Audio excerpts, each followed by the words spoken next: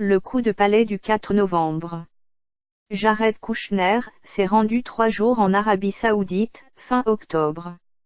Il a tenu de longues séances de travail avec le fils du roi, le prince Mohammed Ben Salman, MBS, et a établi avec lui la liste des membres de la famille royale qui seraient neutralisés.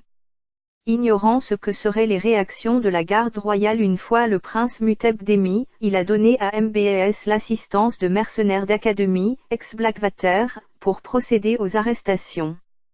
Enfin, se souvenant de la campagne médiatique contre son père, il a fourni des spin doctors, pour enrober ce coup de palais du discours lénifiant de la lutte contre la corruption.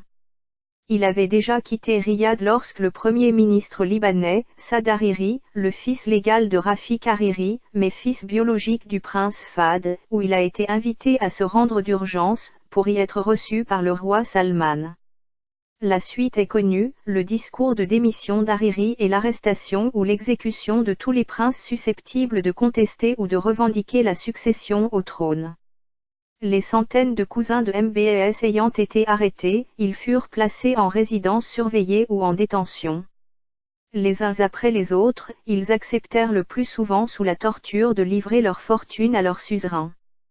Celui-ci a ainsi récupéré plus de 800 milliards de dollars, selon le Wall Street Journal. Aucune voix ne s'est élevée dans le monde pour venir au secours de ces milliardaires déchus, siégeant jusque-là dans les plus prestigieux conseils d'administration.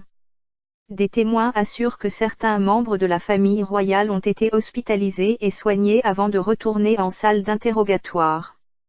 MBS affirme avoir libéré plusieurs personnalités, dont le prince Mihtab, lui-même, Turki Ben Abdallah, le docteur Ibrahim Ben Abdelaziz Ben Abdallah Al-Assaf, ancien ministre des Finances saoudien, et Mohammad Ben Abdelrahman Al-Toubaichi, ex-chef du protocole à la cour.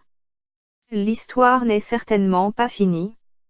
Conformément aux instructions du président Trump, Jared Kushner va maintenant chercher à récupérer pour son pays une partie des fortunes confisquées.